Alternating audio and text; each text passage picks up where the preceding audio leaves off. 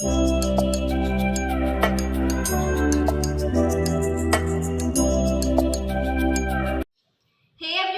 मैं हूं अंजलि और मैं आपका स्वागत करती हूं मेरे channel low bye Anjali.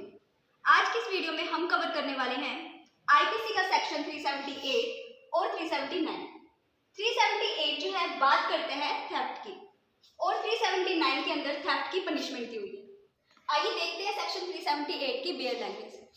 Whoever intending to take dishonestly any movable property out of the possession of any person without that person's consent moves that property is said to commit theft.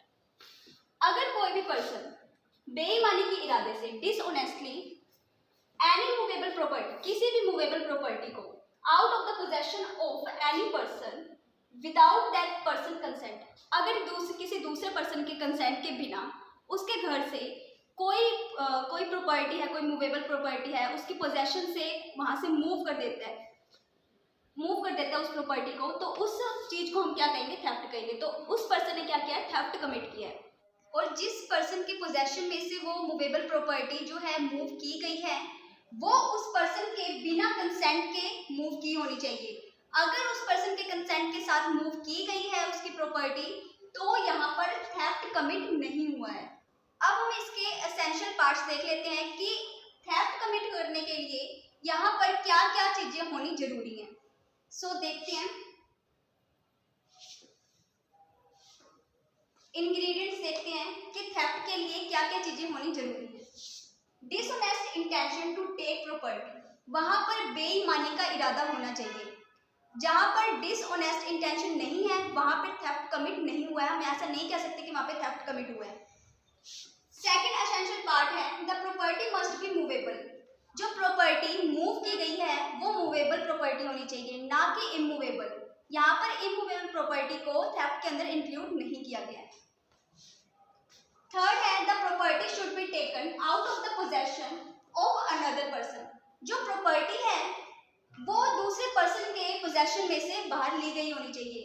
मतलब अगर कोई पर्सन है वो किसी के घर में जाकर उसका सामान उठा लेता है, वहां से उसकी पोजेशन में से उठा लेते हैं, तो वहां पर क्या है? थेफ्ट कमिट हुआ है। The property should be taken without the consent of that person. और जो प्रॉपर्टी जो है मूव की गई है वो उस पर्सन के बिना कंसेंट के की गई होनी चाहिए। अगर उस पर्सन के कंसेंट के साथ की गई है तो वो वहां पे थेफ्ट कमिट नहीं हुआ है। There must be some moving of the property in order to accomplish the taking of it. अगर हम कहें कि किसी प्रॉपर्टी की चोरी हुई है तो वहां पर उस प्रॉपर्टी का मूव होना जरूरी है। आइए इसे एक इलस्ट्रेशन से समझते हैं। इलस्ट्रेशन क्या कह रहा है? A finds a ring belonging to Z on a table in the house which Z occupies.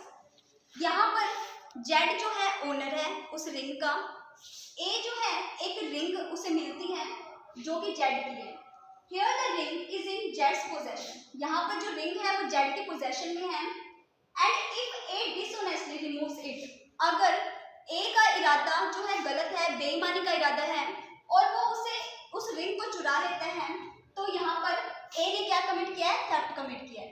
मतलब ये कि एक थेफ्ट को कमिट करने के लिए वहां पर उस पर्सन का डिसऑनेस्ट इंटेंशन होना चाहिए, बेईमानी का इरादा होना चाहिए, जो कि ए ने जेड के पोजेशन में से बेईमानी से उस रिंग को चुरा लिया। सो यहाँ तक तो हमने पढ़ा कि थेफ्ट किसे कहते हैं, थेफ्ट की डेफिनेशन क्या होगी, जो कि 378 के अंदर दी हुई है। अब हम बात करेंगे कि थेफ्ट की आखिर पनिशमेंट क्या होगी। अगर कोई पर्सन चोरी करता है तो उसे कितनी सजा मिलेगी? सो हम देखते हैं कि पनिशमेंट क्या है आखिर थेफ्ट की।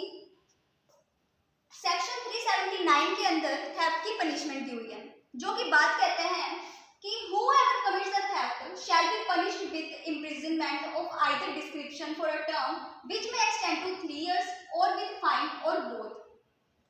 अगर कोई भी पर्सन थेफ्ट कमिट करता है तो वो पनिश होगा, उसे पनिश किया जाएगा 3 साल के लिए, या फिर उसे फाइन होगा, या फिर दोनों।